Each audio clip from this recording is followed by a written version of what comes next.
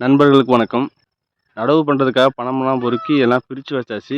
இன்றைக்கி ஏதாவது பனைமரம் உளுந்துருக்கா அப்படின்ட்டு பார்க்கலாம் தான் இப்போ பனைமரத்துக்கு அடியில் வரும். பார்த்திங்கன்னா அன்னன்னைக்கு உழுவக்கூடிய பழங்களை சாப்பிட்டோம்னா தான் அதில் புழு வைக்காது. ஒரு 2 நாள் பனைமரம் கலந்துச்சுன்னா அது புழு வச்சிடும். இப்போ இருக்கிற பனைமரம் பார்ப்போம். பனைமரத்தில் இந்த மாதிரி ஈ மொக்க ஆரம்பிச்சிச்சுனாவே கண்டிப்பாக அதில் புழு இருக்கும். ஆரம்பத்தில் இந்த ஈ போய் முட்டை வச்சிடும். இந்த பனைமரத்தில் முட்டை வச்சு அது புழுவாகி அப்புறம் வண்டாயிரும். இந்த பனைமரம் நேற்று காலையில் உழுந்துருச்சுங்களாட்டுக்கு. இங்கே பாருங்க வண்டு வச்சிருச்சு. இந்த மாதிரி வண்டுகள் வச்ச பனைமரத்தை உணவாக உட்கொள்ளக்கூடாது. நம்ம மண்ணில் விளையக்கூடிய அந்தந்த பருவங்களில் இருக்கக்கூடிய பழங்களை சாப்பிட்றது உடலுக்கு அவ்வளோ நல்லது. என் பொண்ணு பனைமரம்லாம் நல்லா விரும்பி சாப்பிடுவாங்க.